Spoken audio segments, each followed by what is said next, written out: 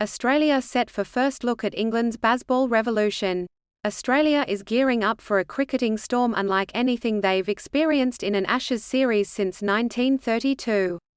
England's new tactic of free-hitting, aggressive playing style has been coined Bazball by their coach Brendan McCullum, earning the team 6 wins from 7 tests in a home summer, followed by a successful overseas streak.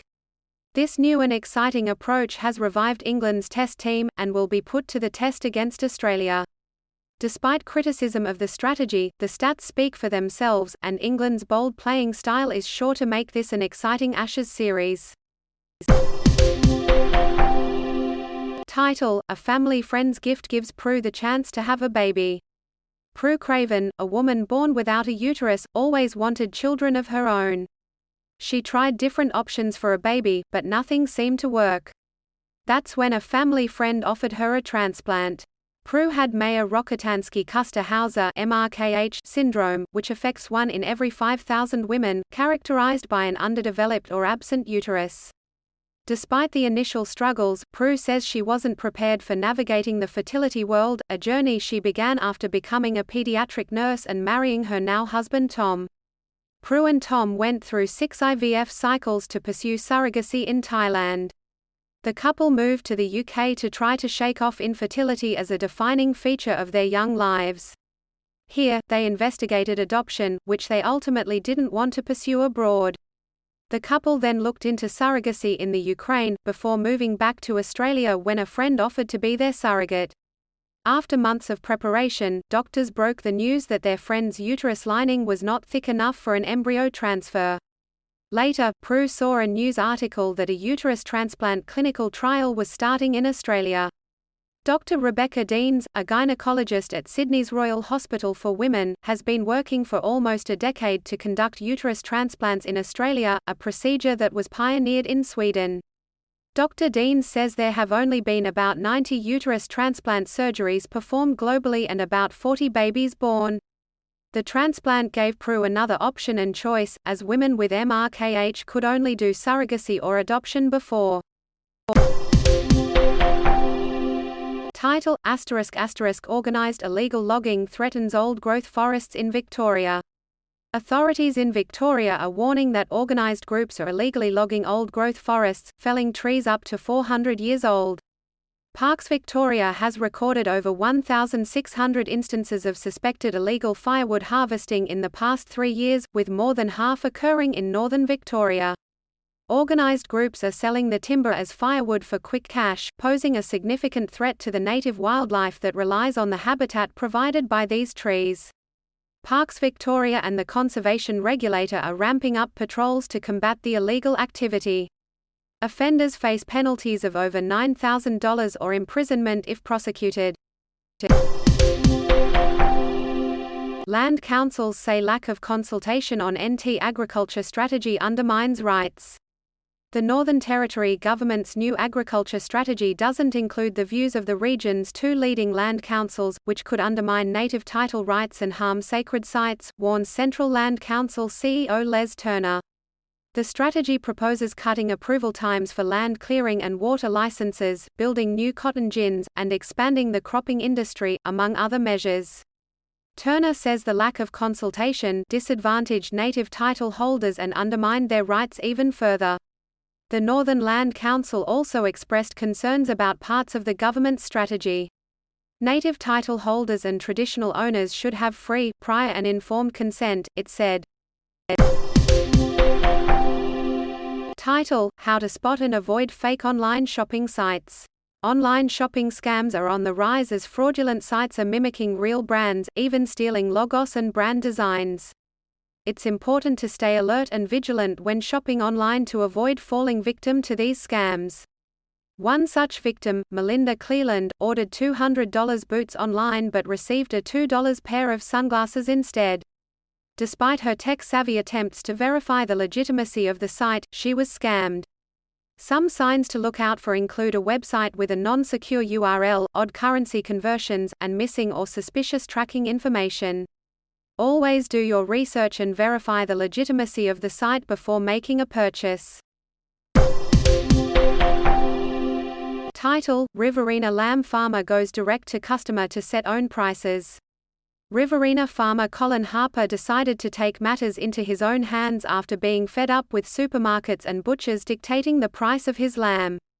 Harper set up his own processing and marketing system to sell his lamb directly to consumers.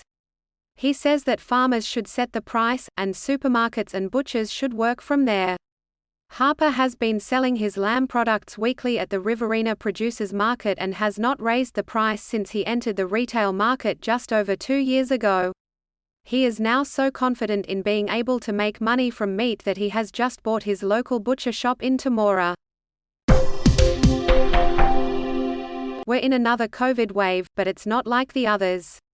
Here's why. Australia is currently experiencing its fifth wave of the Omicron variant of COVID-19, which has been brewing since February.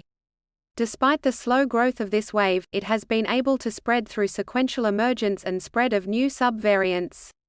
Although people are mixing and socializing more than in previous waves, most people in Australia have been vaccinated against COVID, which should result in fewer infections and reduced health impacts. However, for the first time in Australia, the COVID wave may coincide with influenza and RSV waves, which will require careful attention from surveillance systems. Title: Critical teacher shortage in Queensland leads to over 800 trainees teaching without full qualifications. The Queensland College of Teachers has issued 888 permission to teach approvals, allowing people to teach in Queensland schools before they become fully qualified. This marks more than a doubling of the figure from the previous year and nearly 7 times the number 4 years ago. The Queensland Education Department has launched programs to encourage people to become teachers, but the increasing number of waivers granted shows the depth and breadth of workforce shortages. The Queensland Teachers Union has said the waivers should only be used as a last resort, and critics say the government is not doing enough to retain qualified teachers. Fact check: Michelle Ananda Raja's claim on rough sleepers is incorrect. Labor MP Michelle Ananda Raja made a bold claim on Q+A that there are 122,000 people sleeping rough in Australia. However, RMIT-ABC fact check found that she was wrong. According to official figures from the Australian Bureau of Statistics, only 7,636 people were sleeping rough as defined by experts on the night of the census in 2021. While children did make up 1 in 7 of the total number of people experiencing homelessness, males made up the majority of both the total count of people experiencing homelessness and those sleeping rough. Launch Housing suggested that more meaningful measures are needed to care more about homelessness. Country Council to import workers after battling aged care workforce shortages for years. A southern New South Wales council has resorted to importing 10 overseas staff to work in its aged care facility, Allawa Lodge, due to chronic staff shortages. Coolamon Shire Council is sponsoring the staff and providing them with nursing training, while also building them accommodation in the community. The council has been unsuccessful in its efforts to recruit more registered nurses despite offering to pay the HECS debts of new graduates. The new initiative is offering hope as more than 70 people are on the waiting list for residential aged care at Allawa Lodge. The staff will commit to the program for 3 years. Title: Calls for redress and apology for mistreated mental health patients. A special report commissioned by the Andrews government calls for financial redress and a public apology for Victorians who suffered gross human rights violations during mental health treatment against their will. The report also recommends setting up a restorative justice process to allow consumers and carers the chance to publicly detail the trauma they suffered as a result of treatment. The mental health system has also caused harm through police violence and neglect by the community, with patients losing an average of 30 years of life. The report offers 6 major recommendations, including a guarantee that the harm will not be repeated. Title: New South Wales councils urge Labor to abandon secret housing rezoning process. New South Wales councils are putting pressure on the Labor government to abandon a secret planning process that allows developers to propose major housing projects. The state government opened a pilot state-assessed planning proposal pathway in December 2023, which allowed developers to apply directly to the Department of Planning and Environment to rezone parcels of land for projects that could provide more than 1,000 homes in metropolitan and 300 in regional areas. The councils are calling for transparency and stakeholder contributions in the approval process. The Wollondilly Shire Mayor Matt Gould said the process was underhanded, secret, and lacked certainty.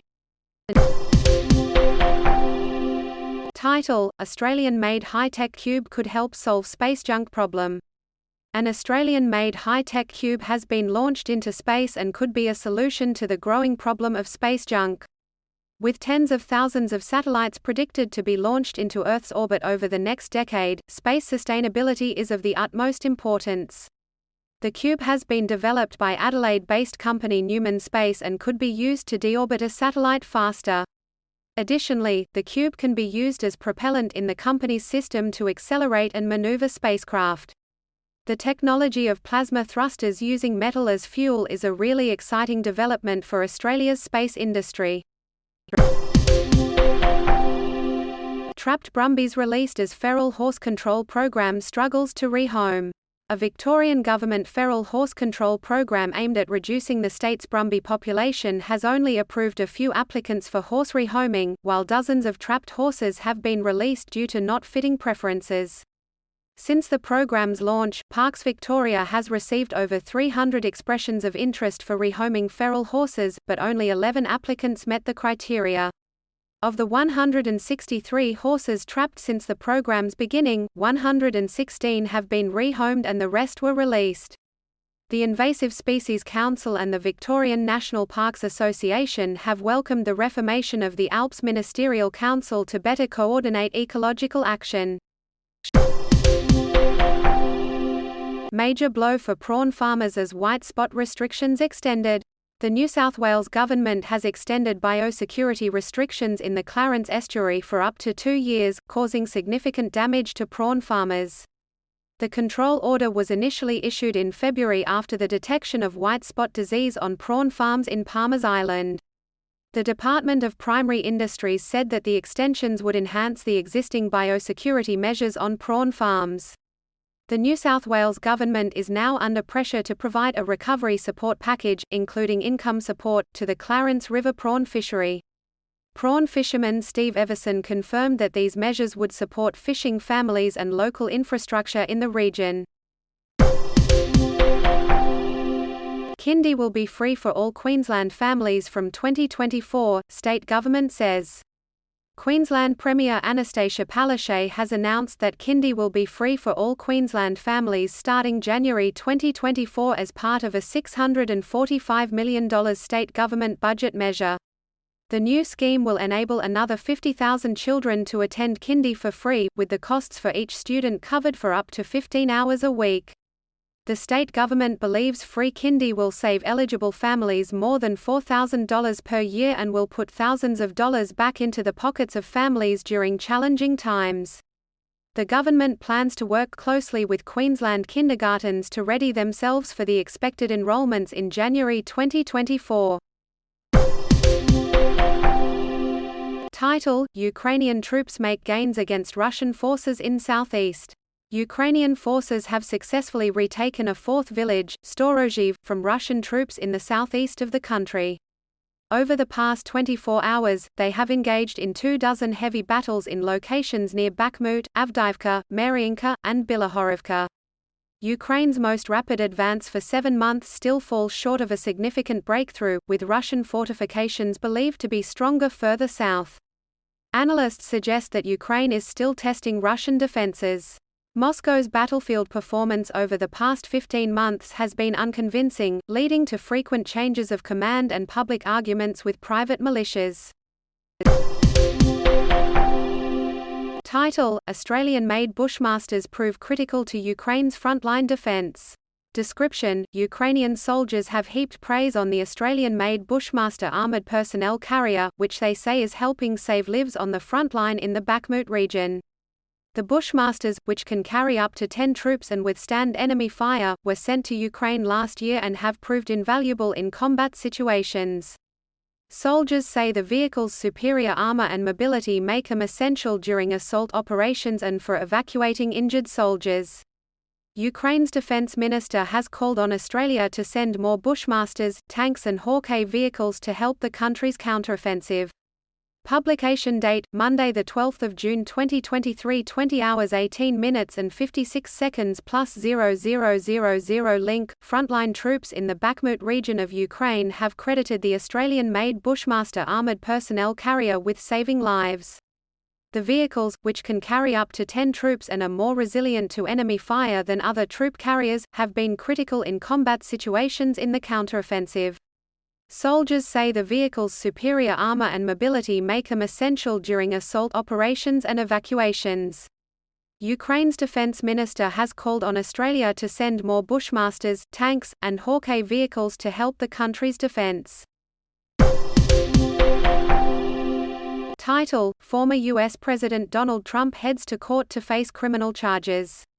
Former President Donald Trump has flown from his Bedminster Golf Club in New Jersey to Miami to face criminal charges of keeping U.S. national security documents unlawfully and lying to officials who tried to recover them. Supporters gathered outside a Miami golf club owned by the former president, while Mr. Trump called for a planned protest outside the courthouse where he is due to appear. Despite his legal woes, Trump's popularity among Republican voters remains high, with opinion polls showing him dominating the party's presidential nomination race. Security concerns have been raised, with memories fresh of the 2021 Capitol riot. Bus crash driver to face court today, and a man found dead in a backyard near Brisbane. Catch up with the loop. A bus driver will appear in court today following a crash at Hunter Valley that left several people injured. The driver was charged with dangerous driving occasioning bodily harm. In other news, police are investigating after a man was found dead in a backyard near Brisbane. The death is being treated as suspicious, and anyone with information is urged to contact Crime Stoppers. Stay tuned for the latest news and updates throughout the day. Jeffrey Epstein victims awarded $430 million settlement against J.P. Morgan Chase Bank. J.P. Morgan Chase has agreed to pay $430 million to settle a lawsuit filed by Jeffrey Epstein's victims, who accused the bank of enabling him to operate a sex trafficking ring by being the financial conduit. The proposed settlement comes after CEO Jamie Dimon denied knowing about Epstein and his crimes until the latter's 2019 arrest. The class action lawsuit alleged that J.P. Morgan ignored internal warnings and overlooked red flags about Epstein as he had been a valuable client for 15 years. The Deutsche Bank also agreed to pay $75 million to settle a similar lawsuit by Epstein's victims. The settlement is subject to approval by the judge. Australia's chronic fatigue treatment guidelines outdated, expert says. An Australian professor recognised as a world expert in chronic fatigue syndrome (CFS) says Australia's treatment guidelines for the illness are out of date. A meeting in Canberra is pushing for new national guidelines to treat the condition, which affects an estimated 240,000 Australians and can leave patients unable to work. Professor Sonia Marshall-Gradisonic of Griffith University's National Centre for Neuroimmunology and Emerging Diseases found that CFS has underlying pathology and is not a psychiatric illness. Her team identified dysfunction in the cells of CFS patients, and has identified low-dose naltrexone as a potential drug treatment. Source: Birthing services return to regional Queensland hospital. Gemma is relieved but says the fight isn't over. After a year-long closure due to staff shortages, Gladstone Hospital can now provide birthing services again. Health Minister Shannon Fentiman has worked to recruit additional obstetrics and gynecology specialists, allowing the birthing service to resume. However, advocates say gaps in antenatal and postnatal care still need addressing. Mothers with low-risk pregnancies can now give birth at the hospital, but higher-risk pregnancies will be referred to Rockhampton Hospital. Gladstone mother Gemma Manwaring, who campaigned for the return of the services, says antenatal care and breastfeeding support are still not at the same level they once were. Man accused of mowing down WA police officer charged with murder. Reagan Ainsley Chown, the 23-year-old man accused of running down Perth police officer Anthony Woods, has had his charge upgraded to murder. Constable Woods was dragged under a car last week, following a police pursuit in the Perth suburb of Ascot, and died from his injuries on Sunday night. Mr. Chown was originally charged with doing an act to prevent arrest that caused grievous bodily harm. He is due to appear in the Perth Magistrates Court via video link from Harkia Prison this morning. Bail will not be considered, as only a Supreme Court judge can approve bail after a formal application is made and there is a full public hearing. Title: Red fire ant detected in Toowoomba for the first time, window of eradication closing. The red fire ant, an invasive species from South America that can pose a lethal threat to humans and animals, has breached containment efforts and has been found on the western side of the Great Dividing Range for the first time.